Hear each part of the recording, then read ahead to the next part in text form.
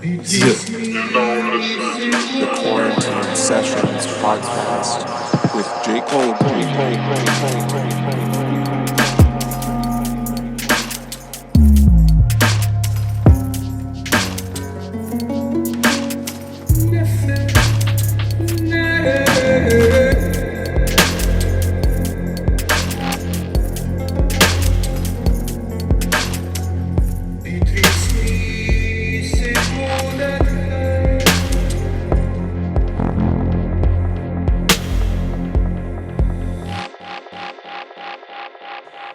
All right, so my guest today is Meme Analysis. Thanks for joining me here. I discovered your YouTube channel by chance and was really impressed by it. I think that what you're doing is incredibly unique. You're taking very robust knowledge of depth psychology and the occult with ideas from people like Carl Jung and Sigmund Freud and Aleister Crowley and applying it to a dissection and careful analysis of internet memes, which I think is remarkable. I've never seen anybody else take that approach to looking at memes before, and you certainly derive a lot of insight and valuable perspective out of what a lot of people might see as kind of just innocuous or base. So I'm really curious, just to start off this conversation, what inspired you to start this project, and how did you begin to draw these parallels between these kinds of intellectual psychological concepts or occult concepts and 4chan internet memes? So I think the first realization came when reading Nietzsche's book, The Birth of Tragedy. And he illustrates there the Apollonian and the Dionysian, which is like the sane, the statuesque, and the musical and the wild. And I realized that is a lot like the very popular meme dichotomy between Wojak and Pepe. So you have the Apollonian meme who suffers, and then the kind of like wild, torturous Pepe. And it was like, kind of realized, then I realized the color green of Pepe, the white of Apollo, like these colors also meshed. And I'd been reading Jung by that point, and there's an excellent parable that he talks about. Did you ever hear about the story of the rabbi and the man who goes and he asks why men no longer see God? Mm. So, this guy had come to the rabbi and says, in the past, it seems like so many men were able to see God. Today, nobody sees God. Why is that? And he says, well, today, nobody bows low enough. And It's totally true. And like you said, memes are very base. They're very vulgar. And that's what Freud knew. He knew to look to the things that people pushed away, sex, dreams, slips of the tongue, things that you normally want to forget. That is where the most meaningful insight is to be had. And I realized memes were just totally disregarded. Nobody cared, it's just a few weirdos who like laugh at them and everybody else who kind of shares them, but it's meaningless. It's just to laugh at. So I realized through those connections, like, something's going on here, and that these are expressions of the collective unconscious. Totally. Yeah. And if you look at the internet as a kind of, as a force which unifies our consciousness in a really tangible way, then it makes sense that this kind of collective unconscious, almost dream material would be realized in the form of these symbols that are produced by the internet, essentially. It's almost like the internet itself has its own autonomy and intelligence that is producing these symbols. And it's really interesting to hear that you have found that there are, in fact, similarities and parallels between these archetypal symbols. Absolutely. The internet, in a lot of ways, is like a one-to-one model of the unconscious. Like, we produced it from our own desires. Everything online is something we wanted. It's not like reality where it's like there are things that we honestly, could do without. Like, You know, you have to shovel snow. On the internet, it's exactly what you want. It's exactly what you want. Did you ever see desire paths? Like if there's a sidewalk at a school, for example, um, but the kids don't always walk on the sidewalk. So there's a path made through the grass because so many kids walk it that they've actually made their own path. It's called a desire path. The internet is like that. It's just paths carved out by what people want. And that, of course, those desires are unconscious. So we get to see what does the unconscious do. It gives us a great model of it. Wow.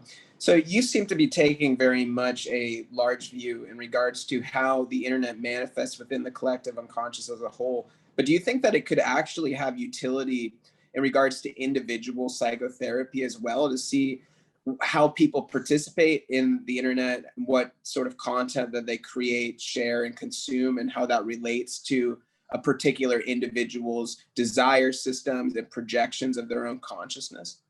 Absolutely. And I've said before, like, you know, if meme analysis in the future were to become a therapeutic system, it would be very effective. If I got a user's anybody who uses the internet, if I got to see what memes they look at, what memes they like, what porn they watch, and what websites they go on, I would be able to read them perfectly. You don't need to even Mhm. talk to them. You just got their unconscious given to you. You know, you have the sexuality, you have the humor, and those are already two of the most important thing. Those are the, you know, some of the royal roads to the unconscious.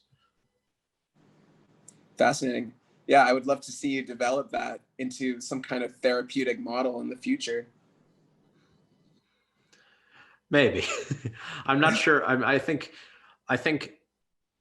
getting ideas out there can be better than helping individuals personally. I found, you know, it's a very exhausting process to work with people individually because you become or at least, you know, that's the whole point of transference and counter transference. You become invested. They become Right. invested in you. It's very troublesome, but a good idea goes much farther than any two people can. Right. Well, it's also just because of my exposure to psychology. My father, for example, is a psychotherapist, and my dad doesn't really have any understanding of the internet whatsoever because he comes from an older generation and he's very knowledgeable about psychology. But these kinds of things, like how social media really works and how memes work, like my dad literally doesn't understand this stuff at all. And if he's listening to this, I'm sorry. But, you know, and this is indicative of an entire generation of therapists and their understanding and the models that they use. So if you did have therapists who were aware of these things and how much and how deeply they influence people of our generation, because we're so embedded in it in a way that they're not, and they look at it from the outside and they can't quite comprehend what it is to be in it. I think that you're right that that understanding, even if it is in more of a general sense rather than working with individuals, could really influence the way that psychotherapy could be worked with in the future, one that is informed by and acknowledges the importance of the use of the internet. And in regard to that, like there are what I call techno neuroses. Mm-hmm. There are problems that traditional therapy will not be able to solve. Young people are getting neuroses that are they don't have a they might have, you know, some roots lightly in familial trauma, but the real roots, the knot of this neuroses exists online. How is a traditional therapist going to be able to grasp that when they can't speak the language? Talk therapy, that's the whole point of psychology, is speech. And if they can't understand it, and I mean they can't because the kid can't explain the experience, like the internet as another world, as another life, you know, you have to be able to grasp what goes on there. Because like I said, you know, there are going to be problems. There are problems right now that traditional therapy does not have the tools to solve. And it will certainly need to adopt elements of meme analysis to understand, like, what is going on with these kids? Why are they in such dire straits? Mm-hmm. Yeah, I saw your videos about the girlfriend meme as well as the incel memes, and I think that those are related to this concept of these techno neuroses. But for people that haven't seen these videos, I was wondering if you could explain that concept of techno neurosis a little bit more. So a traditional neurosis has its roots because there's a great image that kind of evokes what a trauma can do. If a traumatic event is a seed, uh, if you don't deal with it, if you don't um, expose it, if it gets buried in the dirt, it will grow and become a tree. But it's a horrific tree and it's a terrible thing. So what I'm basically saying is that today there are seeds that are not just growing in the life, in the experience. So it's not just mom and dad. It's not just school. It's not just a teacher. It's not just abuse. Today, there are seeds growing online, in the web, in the digital. So these neuroses the traumas occur online and ferment online. So these are problems that cannot be attacked with traditional methods because the traditional methods are aimed at dirt, and we're talking about cyberspace. Hmm. That really relates. I can draw a lot of parallels to that with my own experiences. And I think you and I were around the same age. We're both sort of the first generation to really grow up on the internet. And a lot of my early experiences when I was, I don't know, 12, 13, 14 years old were on internet forums. And there were certainly challenges that arose out of that, the kind of social implications that came with interacting with hundreds or thousands of strangers, some of whom were in various levels of mental wellness and such, and how people conducted themselves in interactions on the internet, the kind of anonymity that comes with the internet that seems to allow for people to perpetuate behaviors that they simply wouldn't in person. It definitely affected me in profound ways that, yeah, you're right, I think is certainly under acknowledged within a therapeutic framework, and is not really dealt with so much within Western psychology and psychotherapy and talk therapy. I think one of the really prominent problems is grooming. You know, like a lot of people today are groomed. Like it's almost a meme at this point. It's so common of the Discord groomer. The kid has an interest in any given thing, a TV show, an anime, or cartoon, or whatever, so he goes on to a Discord about it, and the people there much older and creeps, and they groom them. There's horrible things happening online. I'm not one of these like old like, oh, the internet's very bad, blah blah blah blah blah. No, but bad things happen on it, just like the real world. It's a terrible place. So Right, of course. how and the problem though, like in traditional groomings, in traditional abusive relationships, that person is physical. They're there. And you might go, you might have a relationship with them where you go and see them and you were abused, but online it's omnipresent. Like they text you constantly. The child, especially one who's grown up this way, experiences the digital as real. So it's literally an omnipresence of an abusive figure. Like they have no escape from it. Like Tyler the Creator said, if you're being cyberbullied, just close the screen. The kid doesn't know that. There is Right. nothing beyond the screen for a kid who was raised with it, in it. How are they going to escape from these terrible things? I think that is a really big problem. Right. That's something definitely worth discussing as well. And I agree. I don't think the internet's all bad. I think there's amazing. I think it's an amazing blessing to have the privilege to be able to use it. It's an incredible tool for things like self-education and for connection. I mean, even this conversation that we're having right now, as well as how it will be disseminated, the ability to share this information with the world is completely a result of the internet. But for sure, there's a lot of horrible things that can happen. And there are a lot of ways in which a child or somebody who doesn't have the awareness could be easily preyed upon and is very vulnerable to using it. So how could we educate young people who are part of the younger generations who are coming of age on the internet to how to protect themselves against these kinds of things? I feel like a lot of it comes down to parental education and mythology, that stories. Just like we tell children fairy tales, and fairy tales tell them, don't go wandering in the woods. Or if you do, recognize that there are wolves, there are monsters there. Kids don't have that. There is no understanding of the internet as a thing. It's really just the internet because the parents don't get it. Or even worse, they're in it themselves. They have their own traps. Very common now. So I feel like an effective story, an effective myth, which is something I'm working on, what I call the myth of the internet. By providing a story, by providing a narrative of what goes on, you'll be able to help people a lot more than just saying, stay off the internet, don't go on there, don't look at it, don't touch it, because we know how well, telling a kid, don't touch yourself, don't touch yourself, it's evil, it's bad. You make the internet an object of desire, a forbidden thing, and the kid's going to go even deeper. But if you tell a good story, they understand it.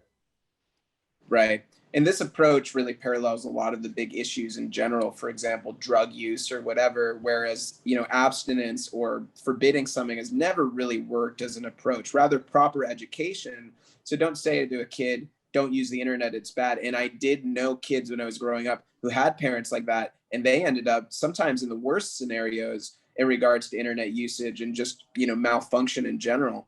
But it's important to educate, I think, young people in regards to what dangers might exist and how to deal with them, and to talk about it as well, and to encourage open communication.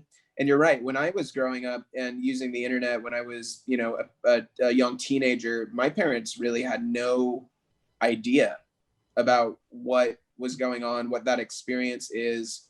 And I was certainly not warned or told of the potential dangers that lurk on those types of platforms. I feel like it is at least in part because of a general misunderstanding about what the internet is. And I think that it's to the benefit of the companies that now kind of dominate it. I think a lot of the problems online are the biggest money makers, like addiction to games or to porn. These are things that are, they're actively profitable to the person who provides it. Why would they want there to be an understanding of it? Like you hear all the social media, like the people who worked on it, who got out, they're like, this is a bad thing. Don't use it. I don't let my kids use it. We did something bad. They know it, but the consumer doesn't know what they're consuming or if they're being consumed. I think that's one of the really big dangers. It's just there's no narrative. There's no understanding of what the internet is. You might say this is bad, but they don't know why. And that's why I'm, again, trying to establish a psychology of what is going on here. Mm-hmm. Have you seen Feels Good, Man? Mm-hmm. Did you watch that documentary? My friend did some work with them, and one of my friends was in it too.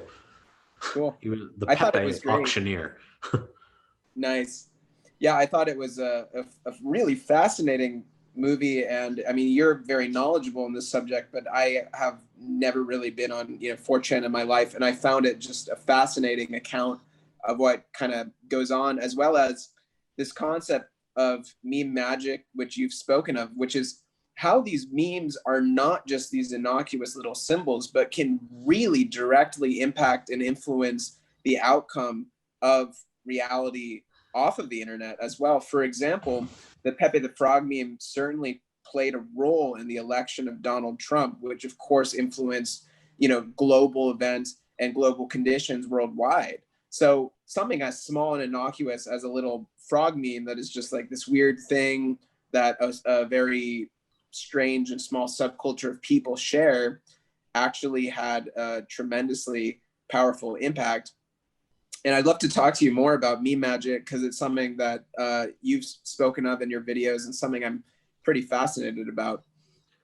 That's kind of a problem with all symbols, right? Like people, the modern Westerner looks at hieroglyphics and they're like, look at these ridiculous images. Like they don't know that it did something.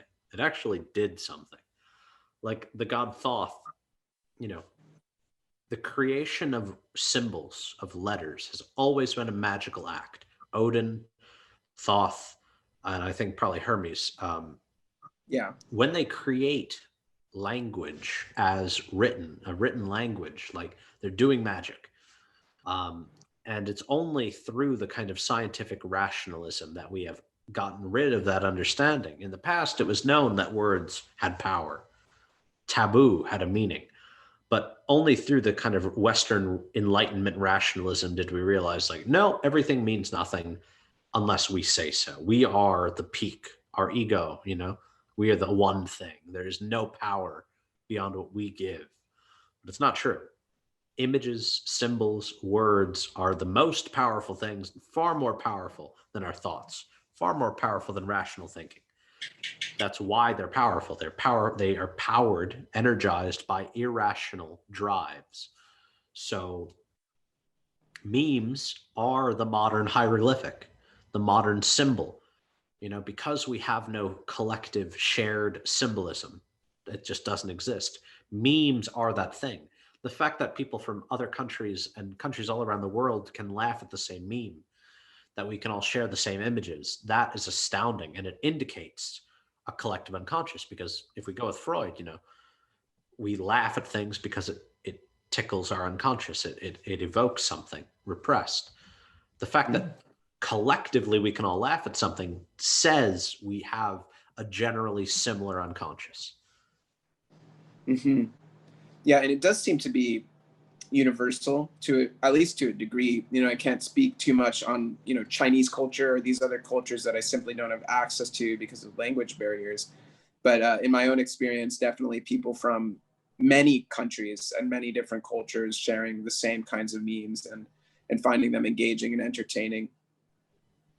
Isn't that beautiful? I think that's like such a beautiful thing. Like we can all laugh at the same stuff. That's a great, because that says like we have a lot more in common than we do have differences. Humor is real. Energy is the real thing that we have. It's kind of all of these superficial structures that dissuade one from that initial shared laughter. Mm. So I'm curious about your particular understanding of how meme magic works. To me, it seems that if you can recognize that the internet is a projection or a manifestation of the unconscious, and that there are symbols that arise out of the unconscious, seems like meme magic is consciously creating symbols to influence that unconscious, which is basically the base of the iceberg, for which things rise to the tip of the iceberg, which is their manifestation in reality. Would you say that that's kind of like an accurate take on it? That is what chaos magicians do. But I feel like we're dealing with like very, very primitive magicians online at the moment. I don't think that like there are people out there are not many who are like, I'm going to create a meme. Rather, these symbols, these archetypes are manifest and they influence people to make memes of them. Like the memes are working them. They are conduits. They are not choosing it. There's no consciousness. They're just unconsciously producing memes, manifesting an archetype. I see. Do you think that there are groups of people who are more or less consciously utilizing those principles to try to achieve desired results? Maybe, but I doubt that any of their results have been that great. I think it's very difficult to make an effective internet meme because it is so just immediate. Like I talked about it before, but like the judgment of the meme is immediate.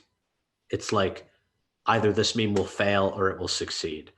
And you can't force a meme. This has like been a long known thing. You can't make a meme of yourself.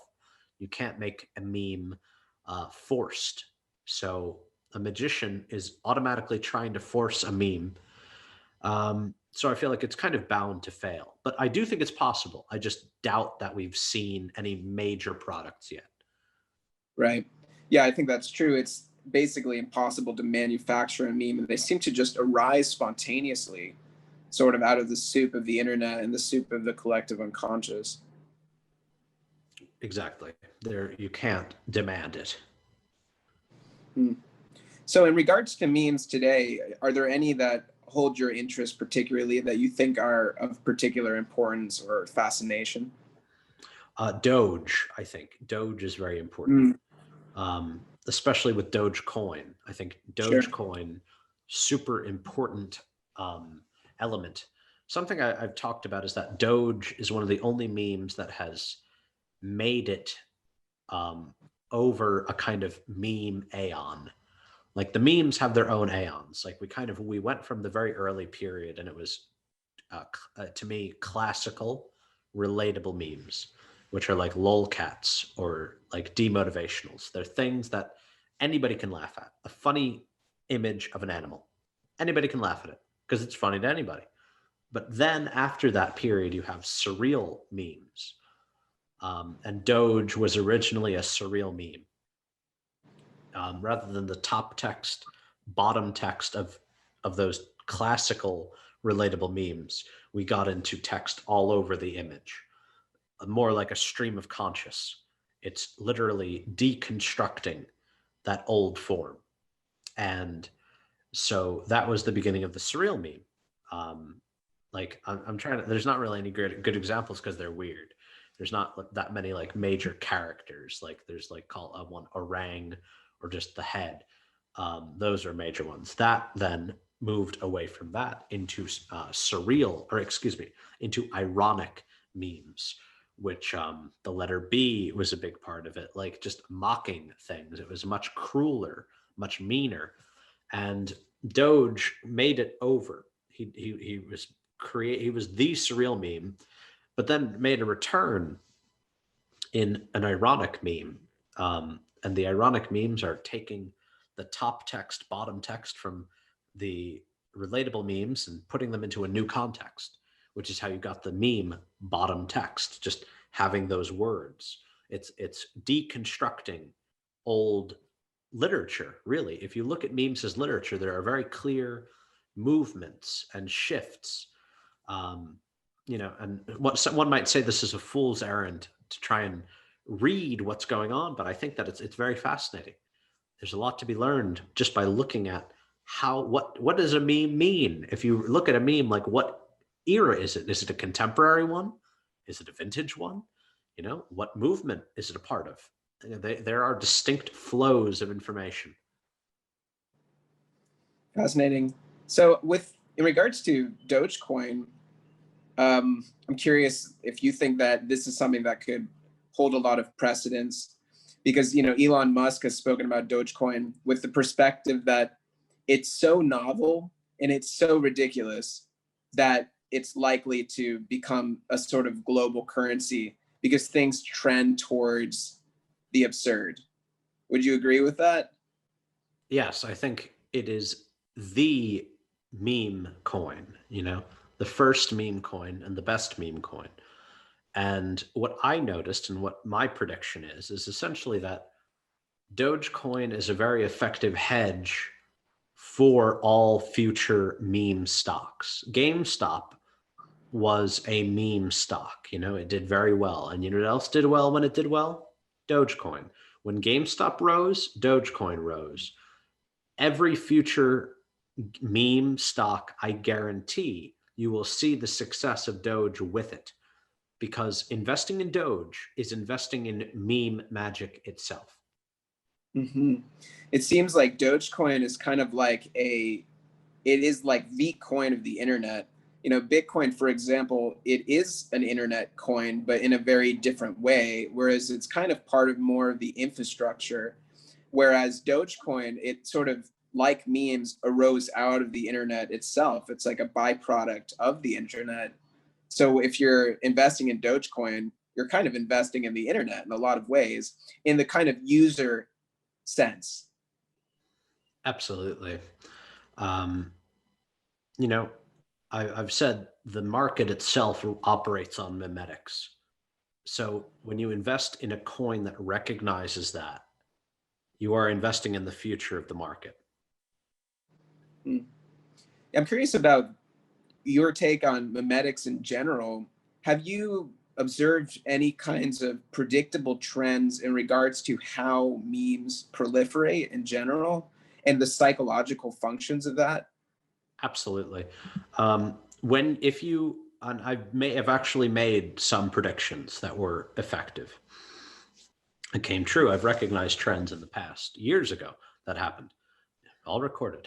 But if you read Jung and Crowley and you pay attention to the shifting of aeons, the transformations of gods, the relationships between gods, you will see very, very clearly the memes are not exempt from these kind of observable laws. It's very clear. Like, In just a quick, regards, oh, go for it, please. yeah, just a quick one. The troll face, which went from being light and mischievous in old Rage comics. So starting out as Doge, a kind of surreal or relatable meme, and the trend is toward vicious cruelty. The new Doge is tortured and a torturer. So the trend from the troll face to the current one, who's like a wicked monster, easily recognizable. And that in itself can be seen in Christ and Antichrist, the shift from Christ to Antichrist. Wild. Yeah, I love hearing you talk about memes. If there's any others that you feel passionate about extrapolating on. I don't know. I don't. I think those are some of the important ones, like Doge and then Rage comic faces, because they're like such basic Greek masks. They're just so immediately important. Whereas a lot of memes are very temporary because they're just kind of playing off of a mask. They're not going to last, but the masks themselves last forever. Wow. In regards to aeons and the concepts of aeons, there's been different perspectives of it. I like Crowley's interpretation of aeons, as well as the idea of the progression of equinoxes and things like that. Terence McKenna had a different idea around the progression of time. He saw it as being interconnected, sort of synchronistically with the I Ching, and it could be mapped to show cycles of time that actually become shorter and shorter. This idea that, for example, from Crowley, that the Aeon of Horus arose when he wrote the Book of the Law, which was in the 1920s. I wonder if you could even see the aeons or the different intervals of time actually becoming shorter as a result of things like the internet, when there's greater novelty occurring, which is Terence McKenna's idea. And even that, since perhaps the Aeon of Horus did occur in the 1920s, but maybe we're actually in a totally different aeon now with the advent of the internet. And maybe as new technologies emerge for us to be able to participate in reality in new ways, those are like births of new aeons that formerly used to take thousands of years, but now only take decades. That's what Peter Carroll thinks as well. I do not.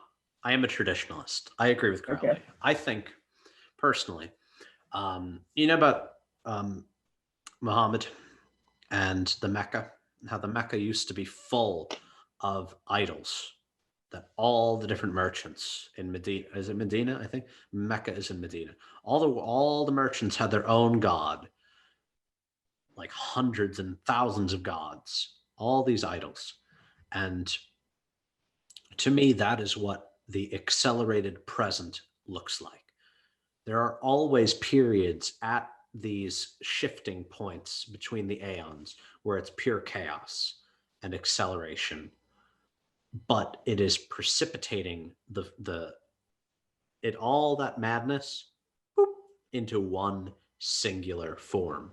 Just like before Christ, chaos in Rome, deep unhappiness, deep madness, chaos. Like the Roman Empire, the seeds of decay had already been sown. Like Christ was simply the catalyst. It was everything coming together. I predict we will have the same thing. That is what I call the big meme. I feel like we've just got bubblings up. These are attempts at forming the new aeon. These are attempts at kind of making the new Christ. But there will be one that is, it's just obvious. There's nothing to it. There's no need to argue because it will have been done. So no, I think the chaotic points come at the turning points of the aeons. But as for the relativity of time, I do completely agree. It's just cycles of cycles. Like, the aeons have, I'm sure, revolved billions of times in past cultures. Like, it's not as if this is the end. That's the whole point. This never ends. It's just endless transformations, endlessly. And there's something I've noted about the I Ching is that it's a direct tangent to the biblical Ecclesiastes. It's a book that you can tell what time it is. Like, in Ecclesiastes, there's a time to kill and a time to heal, a time to sow and a time to reap. But the I Ching tells you what time it is, and I think I love it. I have it right across from me. One of my favorites. Right. Yeah. Probably the Wilhelm Reich edition.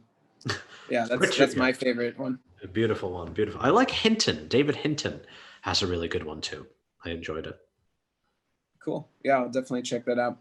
Yeah, I mean, if you look at aeons as well, they typically unfold in correlation to movements of the stars as well. So we're looking at very broad spans of time, and you can certainly see correlations between significant shifts in the stars and the planetary bodies in regards to different dispensations of consciousness and awareness and formulations of religion that we are definitely in the midst of. But it's something that seems to unfold over a pretty broad span of time. So we have approximately 200 years before we kind of station more fully into what could be considered a new aeon or part of the progression of the equinoxes, right? Well, I think it happened. Personally, I think it probably happened in 2000. I think that's likely when the shift occurred completely, just like Christ in 0. Aeons are about 2,000 years. But like Christ, it took, it was hundreds of years until it became the official religion of Rome. Before that, it was persecuted and murdered. So whatever it is that is the new aeon is actively being persecuted and will be persecuted and tortured unto death until it is just, boop, there it is. Until it's out in the open, it will be oppressed. Mm-hmm. Do you see correlations between the thelemic ideas of Crowley in regards to the Aeon of Horus and kind of how things have manifested in the world now?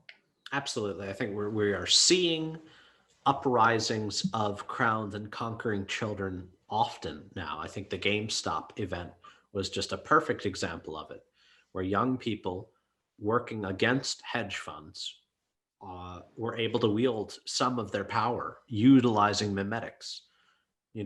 That type of mass magic, that mass meme magic, is such a deeply Aquarian thing. And it gives me hope. I do think that the technology will aid us in bringing about the shift of the Aeon much quicker. I don't think that we will be oppressed as long in our movement toward the new Aeon. Mm-hmm. Well, the internet certainly gives more agency to will in a way that has never existed before, and the ability to create even marketable products, or to have businesses that you can form in an evening. So with a very significant part of the Aeon of Horus being the development of one's will and the ability to pursue that, and that being the law, the ability for every person to enact their will, I think that the internet provides a much greater technology to be able to do that than has ever existed before. Absolutely. But I also think on a funny note, like all of the internet is used for arguments constantly. We argue incessantly. That is something Crowley would like. I think he'd be very happy with it. He was such a deeply argumentative character. He would love the fact that internet arguments happen constantly. Like a lot of people, they are focused on the old value of peace, but the internet is like a constant war. It's like constantly, no, yes. That's great. That's a good thing. That is that fire and flame. They even called it flame wars back then. Um, so that is definitely another sign of the aeon. Mm. Well, there's certainly something transformational about that in the constant disintegration and emergence of new ideas that's so prevalent in the internet. You can see play out in real time in a pretty fascinating way that in the past was probably a lot more subtle or slower. Completely. Cool, man. Well, I feel personally that we've covered a lot of great territory and it's been an awesome conversation. And I'm really happy to have you on here. So, if people want to find out more about you and more about your work, where can they find you? Cool. So on Meme Analysis on YouTube or The God Disc on Twitter. And I'm going to be doing a magazine. I'm working on a magazine right now with my girlfriend, and it is actually an attempt at helping artists who are trying to push toward the new aeon. It's called Aeonic Comics. So that's on Instagram, Aeonic Comics. So check it out. Awesome. I can't wait to check that out. I didn't know about that project. Yeah, I'll send it over to you. Maybe you could submit something if you want. I would love to. Well, awesome, Meme Analysis. Thanks so much for joining us, and thanks to everybody who listened. I wish you a prosperous and fantastic rest of your evening. Thanks for having me on.